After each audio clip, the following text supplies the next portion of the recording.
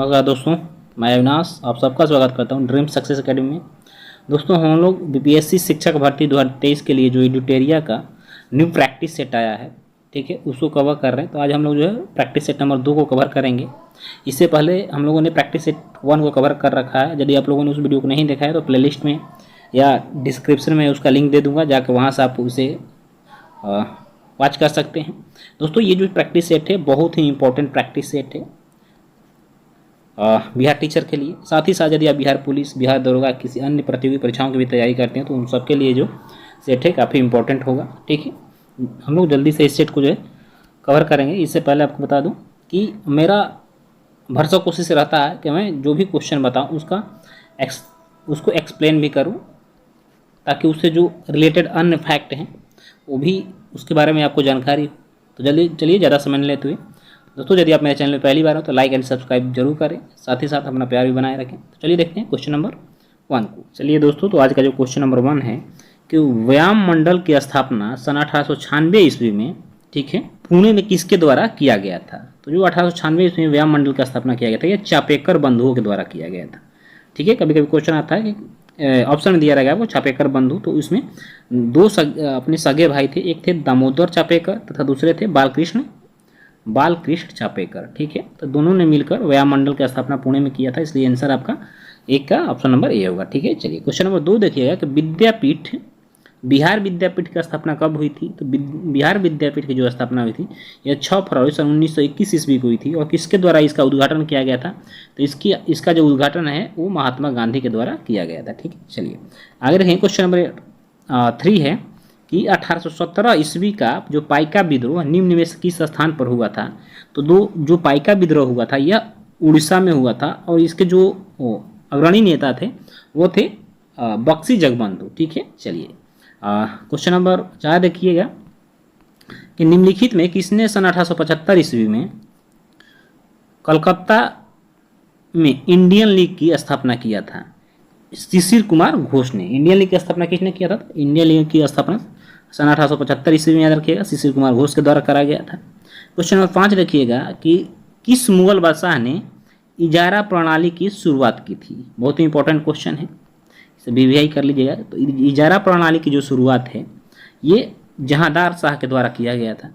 इजारा प्रणाली क्या है? तो आपको बता दूं कि यह जो है बंगाल में शुरू किया गया था इजारा प्रणाली, और यह जो था यह भू राजस्व संग्रह प्रणाली था, यानी कि इस प्रणाली के द्वारा भू राजस्व एकत्रित किया जाता था वहाँ के नवाबों के द्वारा, ठीक है।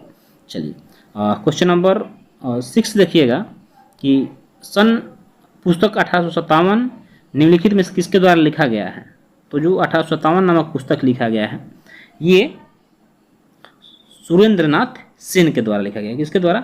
यह सुरेंद्रनाथ सेन के द्वारा लिखा गया, ठीक है। चलिए क्वेश्चन नंबर 7 देखिएगा, स्वतंत्रता आंदोलन के दौरान दिल्ली घोषणा पत्र कब जारी किया गया है? तो दिल्ली घोषणा पत्र जो है यह सन 1929 ईस्वी में जारी किया गया था।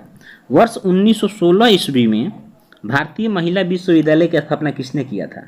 तो भारतीय महिला विश्वविद्यालय की जो स्थापना है ये डॉक्टर DK कर्वे के द्वारा किया गया था। यह एक प्रसिद्ध क्या थे? तो यह एक प्रसिद्ध समाज सेवी थे जो कि विधवा पुनर्विवाह तथा महिला शिक्षा के प्रति जो लोगों को जागरूक करते थे, ठीक है। तो चलिए क्वेश्चन नंबर 9 देखिएगा कि महात्मा गांधी और जवाहरलाल नेहरू की जो पहली मुलाकात हुई थी यह कब हुई थी? तो इन दोनों की जो पहली मुलाकात हुई थी वो लखनऊ अधिवेशन में हुई थी, जो कि सन 1916 ईस्वी में हुआ था। इसी अधिवेशन में जो है गरम दल तथा नरम दल एक हुए थे तथा मुस्लिम लीग से भी एक समझौता हुआ था, ठीक है। चलिए और इसी अधिवेशन में आपको बता दूं कि राजकुमार शुक्ल जो थे बिहार के रहने वाले थे, इन्होंने महात्मा गांधी को बिहार आने के लिए प्रेरित किया था और वहाँ की जो 3 कठिया प्रणाली थी उसके बारे में महात्मा गांधी को बताया था, ठीक है। चलिए तो इस तरह से याद रखिएगा इसको। क्वेश्चन नंबर 10 देखिएगा कि इंडिया डिवाइडेड पुस्तक किसने लिखी है? तो जो इंडिया डिवाइडेड पुस्तक लिखी है इसको डॉक्टर राजेंद्र प्रसाद ने लिखा है, ठीक है। यहाँ पे कुछ ये 2 तरह के जो क्वेश्चन आते हैं, इसमें एक इंडिया डिवाइडेड होता है, एक पुस्तक है डिवाइडेड इंडिया, ठीक है। एक पुस्तक है डिवाइडेड इंडिया। तो डिवाइडेड इंडिया के जो लेखक हैं वो हैं अरविंद घोष। कौन है? अरविंद घोष, ठीक है। और इंडिया डिवाइडेड के जो लेखक हैं राजेंद्र प्रसाद। तो ये क्वेश्चन जब आता है तो लोग कंफ्यूज करते हैं, इसलिए आप इसके लिए एक ट्रिक आपको बता दूं कि इसको आईडी याद कर लिया, आईडी यानी India divided doctor Rajendra Prasad. ठीक है, चलिए इस तरह से आप, बाकी आपको यदि इससे कोई अच्छा तरीका मिले याद करने का तो उससे भी आप याद कर सकते हैं। पर भारत के लिए पहला संवैधानिक सुधारों पर श्वेत पत्र किसके द्वारा तैयार किया गया था? तो जो श्वेत पत्र तैयार किया गया था यह साइमन कमीशन के द्वारा तैयार किया गया था। साइमन कमीशन भारत में कब आया था? ये सन 1928 ईस्वी में आया था। ठीक है, चलिए अगला क्वेश्चन है कि सहायक गठबंधन प्रणाली, जिसके सहायक गठबंधन प्रणाली के उपयोग को किसने तैयार और परिपूर्ण किया था? तो सहायक संधि जिसको हम कहते हैं, इसको लॉर्ड वेलेस्ली के शासनकाल में परिपूर्ण करा गया था। क्वेश्चन नंबर 13 देखिएगा कि हंटर कमीशन की रिपोर्ट में किस क्षेत्र पर विशेष बल दिया गया है? तो जो हंटर कमीशन था इसमें जो प्राथमिक शिक्षा था उस पर विशेष रूप से बल दिया गया था। क्वेश्चन नंबर 14 है कि महात्मा गांधी द्वारा सविनय अवज्ञा आंदोलन किस वर्ष शुरू किया गया था? तो सविनय अवज्ञा आंदोलन जो सन 1930 ईस्वी में शुरू किया गया था। कब?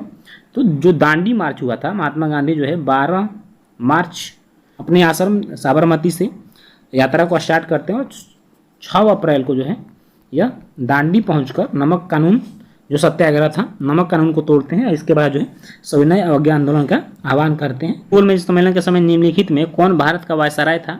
तो दूसरा गोलमेज सम्मेलन जो हुआ था वो 1931 में हुआ था और इसमें जो भारत का वायसराय था वो लॉर्ड वेलिंगटन था, जिसका कार्यकाल जो 1931 से 36 ईस्वी तक रहा था। प्रथम गोलमेज सम्मेलन की बात करें तो उस समय जो है लॉर्ड इरविन जो था भारत का वायसराय था। द्वितीय गोलमेज सम्मेलन पूछ रहा है, इसलिए आप इसका आंसर लिखिएगा लॉर्ड वेलिंगटन। ठीक है, चलिए क्वेश्चन नंबर 16 देखिएगा कि निम्नलिखित में कौन सी घटना पहले हुई थी? तो खिलाफत आंदोलन कब हुआ था? सन 1919 ईस्वी में हुआ था। गांधी इरविन समझौता 1931 में हुआ था।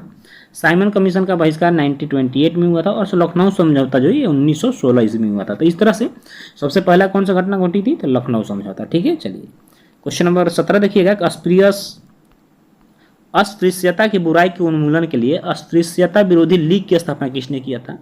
तो अस्पृश्यता विरोधी लीग की जो स्थापना किया गया था वो आपको बता दें कि महात्मा गांधी के द्वारा किया गया। कब किया गया था? 1932 ईस्वी में किया गया था। ठीक है, चलिए क्वेश्चन नंबर 18 देखिएगा कि भूदान आंदोलन के किसके द्वारा शुरू किया गया था? तो भूदान आंदोलन के जो प्रवर्तक थे ये विनोबा भावे थे, जिन्होंने लोगों को प्रोत्साहित किया कि जो गरीब गुरबा लोग हैं उनके लिए भूमि को दान करने के लिए। ठीक है, चलिए और आपको बता दूं जो विनोबा भावे थे इन्होंने व्यक्तिगत जो सत्याग्रह हुआ था 1940 ईस्वी में, इसके भी प्रथम सत्याग्रही थे। ठीक है, चलिए क्वेश्चन नंबर 19 देखिएगा कि अंग्रेजों के खिलाफ भारतीय नौसेना विद्रोह किस वर्ष में हुआ था? तो भारतीय नौसेना विद्रोह जो हुआ था वो 1946 ईस्वी में हुआ था। ठीक है, 20 देखिएगा निम्न में कौन सा कथन असत्य है आपको बताना है। तो चलिए पढ़ते हैं क्या ऑप्शन कह रहा है। तो ऑप्शन नंबर 1 हड़प्पा सभ्यता का सर्वाधिक प्रसिद्ध पूरा स्थल जो मोहनजोदड़ो है। ठीक है, बिल्कुल सही है। हड़प्पा सभ्यता के संबंध में सर्वप्रथम चार्ल्स मेसन ने जानकारी दी थी, ये भी सही है। ठीक है, चलिए भारतीय उपमहाद्वीप में कृषि का जो प्राचीनतम प्रमाण मिले वो कहाँ से मिले? तो मेहरगढ़ से मिले हैं। और क्वेश्चन नंबर 20 का जो ऑप्शन नंबर डी है ये है कि हड़प्पा सभ्यता के बर्तनों पर केवल काले रंग के चित्रकारी की गई थी, ये गलत है, क्योंकि काले रंग के साथ साथ जो है लाल रंग तथा धूसर रंग का भी प्रयोग किया गया था बर्तनों पर। ठीक है, तो इस तरह से 20 का ऑप्शन नंबर डी गलत हो जाएगा। चलिए क्वेश्चन नंबर 21 देखिएगा किस वेद में वर्ण शब्द पहली बार प्रयोग किया गया है? वर्ण शब्द यानी जाति का यहाँ उल्लेख कर रहा है, तो ये जो है ऋग्वेद में सर्वप्रथम प्रयोग किया गया है। अब देखिए राजधानी को पाटलिपुत्र से वैशाली किसने स्थानांतरित किया था? तो ये जो है शिशुनाग ने अपनी राजधानी को पाटलिपुत्र से वैशाली स्थानांतरित किया था और शिशुनाग के बाद जो इसका उत्तराधिकारी हुआ था वो कालाशोक हुआ था। ठीक है, जिसके शासनकाल में द्वितीय बहुसंगीति हुई थी। ठीक है, क्वेश्चन नंबर 23 देखिएगा कि गुप्त काल के दौरान अदालतों की जो भाषा थी क्या थी? तो गुप्त काल के दौरान अदालतों की जो भाषा थी वो आपको बता देंगे संस्कृत थी, बाकी जो स्थानीय भाषा वो प्राकृत थी। ठीक है, चलिए क्वेश्चन नंबर 24 देखिए कि हर्षवर्धन के प्रशासन के बारे में गलत कथन का चयन करना आपको। तो देखिए ऑप्शन मेरे कह रहे हैं उसके साम्राज्य में कोई गुलाम नहीं थे, बिल्कुल सही है। उसकी राजधानी कनौज थी, ये भी सही है। और सती प्रथा प्रचलित नहीं थी, नहीं ये गलत हो जाएगा क्योंकि उस समय भी सती प्रथा जो है यह प्रचलित थी भारत में। ठीक है, चलिए क्वेश्चन नंबर 25 देखिएगा कि प्रथम मानव जीवाश्म भारत की किस नदी घाटी से प्राप्त हुआ है। तो जो प्रथम मानव का जीवाश्म मिला है वो नर्मदा नदी घाटी से प्राप्त हुआ है। ठीक है, क्वेश्चन नंबर 26 देखिएगा कि प्रसिद्ध नाटक मृच्छकटिकम किसने लिखा है। तो मृच्छकटिकम जो है शूद्रक के द्वारा लिखा गया एक प्रसिद्ध पुस्तक है। ठीक, चलिए गुजरात में चालुक्य वंश की स्थापना किसने किया था। तो जो चालुक्य वंश की स्थापना किया गया था वो मूलराज प्रथम के द्वारा किया गया था। ठीक है, चलिए क्वेश्चन नंबर 28 देखिएगा कि नैनार कौन थे। तो नैनार जो थे यह शैव भक्त थे। ठीक है, तथा अलवार थे, एक नैनार थे एक अलवार थे। तो अलवार जो थे यह वैष्णव भक्त थे। ठीक है, चलिए क्वेश्चन नंबर 29 देखिएगा कि निम्नलिखित में किस सुल्तान ने जिल ए इलाही, क्या जिल ए इलाही की उपाधि धारण की थी। बलबन ने जिल ए इलाही की उपाधि धारण किया था। ठीक है, इसने तुर्कान ए चिहलगामी नामक एक जो संस्था थी जिसको कि इल्तुतमिश ने गठित किया था, उसको भंग करने वाला शासक जो था वो भी बलबन ही था। ठीक है, चलिए और आपको बता दूं कि यह गुलाम वंश का शासक था। किस गुलाम वंश का शासक था। ठीक है, चलिए क्वेश्चन नंबर 30 देखिएगा, गुलाम वंश का अंतिम सुल्तान कौन था। तो जो गुलाम वंश का अंतिम शासक था वो कैकूबाद था। कौन था, कैकूबाद था। ठीक है, औरंगजेब के आदेश पर किस सिख गुरु को फांसी दी गई थी। तो औरंगजेब के आदेशानुसार गुरु तेग बहादुर को जो है फांसी दे दिया गया था, जबकि गुरु अर्जुन देव को फांसी ये जहांगीर के समय में दिया गया था। ठीक है, चलिए क्वेश्चन नंबर 32 देखिएगा कि निम्नलिखित में कौन सी घटना सबसे पहले हुई थी। यानी खानवा का जो लड़ाई हुआ था ये 1527 में हुआ था, ये 1529 में हुआ था।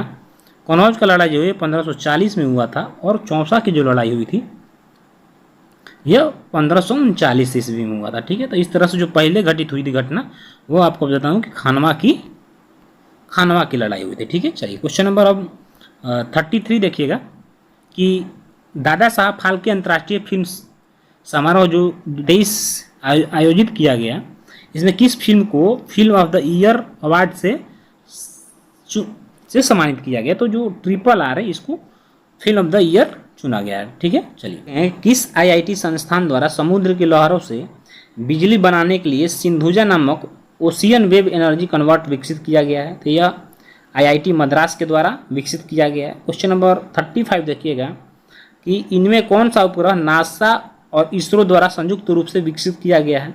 तो जो निसार है, निसार उपग्रह जो है यह नासा तथा इसरो के द्वारा संयुक्त रूप से विकसित किया गया। यहीं पर देखिए इसका नाम छिपा हुआ है, N से नासा और I से इसरो। ठीक है, चलिए क्वेश्चन नंबर 36 है कि भारत अंडर-19 महिला क्रिकेट टीम ने फाइनल में किस टीम को हराकर पहला T20 वर्ल्ड कप जीता। तो यह इंग्लैंड को हराकर पहला T20 वर्ल्ड कप जीता।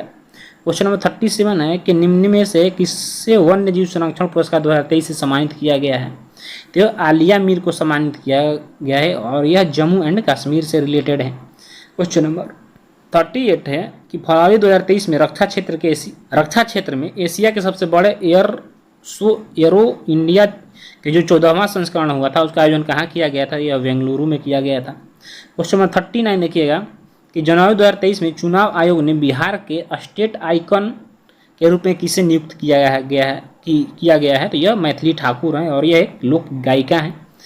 ठीक है, जो कि बिहार के निवासी हैं। क्वेश्चन नंबर 40 देखिएगा, बिहार का चौथा कृषि रोड मैप कब लागू किया गया था। तो यह 1 अप्रैल सन 2023 को लागू किया गया था और बहुत ही इम्पोर्टेंट क्वेश्चन बनेगा बिहार की परीक्षाओं के लिए। क्वेश्चन नंबर 41 देखिएगा कि फरवरी 2023 में किस देश ने भीषण ऊर्जा संकट के बीच राष्ट्रीय आपदा घोषित किया। तो यह साउथ अफ्रीका था। कौन, साउथ अफ्रीका। क्वेश्चन नंबर 42 है कि भारत का दूसरा एवं बिहार का पहला वानिकी कॉलेज किस जिला में खोला गया है। देखिए, जब पहला शब्द किसी भी क्वेश्चन में लग जाता है तो वो क्वेश्चन अपने आप में क्या हो जाता है, काफ़ी इंपॉर्टेंट हो जाता है। तो यह जो है भारत का दूसरा है किंतु बिहार का पहला वानिकी कॉलेज है, जो कि आपको बता दें कि यह मुंगेर में खोला गया है। ठीक है, चलिए क्वेश्चन नंबर 43 देखिएगा कि नीति आयोग द्वारा भारत में पहली बार आकलित बहुआयामी निर्धनता के संदर्भ में देश के किस राज्य में बहुआयामी निर्धनता का स्तर जो है सर्वाधिक है। यह जो है बिहार में जो है निर्धनता का जो प्रतिशत है वो सर्वाधिक है, लगभग 52% लोग बिहार के जो है वो गरीब हैं। ठीक है, चलिए क्वेश्चन नंबर 44 देखिएगा कि शिक्षा के विकास के लिए विश्व का सर्वोत्तम सम्मान ईदान पुरस्कार 2022 निम्नलिखित में से किसे प्रदान किया गया। ठीक है, रुक्मिणी बनर्जी, और यह जो है शिक्षा का जो है सर्वश्रेष्ठ पुरस्कार है। चलिए क्वेश्चन नंबर 45 देखिएगा कि सी इज ए चेंज मेकर योजना निम्नलिखित में से किसके द्वारा शुरू की गई है। तो यह जो है राष्ट्रीय महिला आयोग के द्वारा शुरू किया गया योजना है, she is the change maker. Question number 46 है कि तरुण भारत संघ नामक समूह संबंधित है। तो आपको बता दूं कि यह जो पुरानी झीलों हैं, पुरानी जो झील हैं, तो पुरानी झीलों को पुनः निर्मित करने से संबंधित जो है यह योजना संबंधित है। क्वेश्चन नंबर 47 है कि संयुक्त राष्ट्र संघ एवं कृषि संगठन का मुख्यालय यानी FAO का फाओ का जो मुख्यालय है कहाँ है। तो यह इसका जो मुख्यालय वो रोम में है, और रोम जो है यह इटली की राजधानी, इसलिए आपका आंसर हो जाएगा इसका इटली। चलिए क्वेश्चन नंबर 48 देखिएगा, उत्तरी ध्रुव पर पहुंचने वाले विश्व का प्रथम व्यक्ति यानी पुरुष कौन था। तो यह रॉबर्ट वियरी था, और दक्षिणी ध्रुव यदि आपको पूछे तो ये मोर्सन लगाना है। ठीक है, चलिए क्वेश्चन नंबर 49 देखिएगा, निम्नलिखित में किस रंग के प्रकाश का पौधों द्वारा तीव्र अवशोषण होता है। ठीक है, तो आपको जो है नीला एवं लाल रंग का जो प्रकाश को जो है पौधों के द्वारा तीव्र अवशोषण करा जाता है। चलिए क्वेश्चन नंबर 50 देखिएगा कि पौधों की कोशिकाओं में कार्बोहाइड्रेट का संचयन किस रूप में होता है। तो जो कार्बोहाइड्रेट का संचयन होता है वो स्टार्च के रूप में होता है। ठीक है, चलिए दोस्तों, इस तरह से हमारा जो है आज का सेशन समाप्त होता है। हम लोगों ने टोटल 50 प्रश्नों को देखा, बाकी के 1 से जो 50 से जो है आपको बता दूँ कि बाकी के जो 51 से 100 तक के प्रश्नों को हम लोग कल के वीडियो में कवर कर लेंगे। तो दोस्तों, यदि सेशन अच्छा लगा हो तो सब्सक्राइब जरूर करें चैनल को। फिर मिलेंगे किसी नेक्स्ट वीडियो में, तब तक आप अपनी तैयारी को और भी बेहतर ढंग से करिए और आपका जो लक्ष्य है उसको प्राप्त करिए। आपको 15 अगस्त यानी कि अपने स्वतंत्रता दिवस के अवसर पर सभी देशवासियों को बहुत बहुत शुभकामनाएं। जैसे कि आज पूरा देश से जश्न आज़ादी को सेलिब्रेट कर रहा है, तो आप भी इस सेलिब्रेशन में शामिल होइए। ठीक है, फिर मिलेंगे दोस्तों। जय हिंद, वंदे मातरम।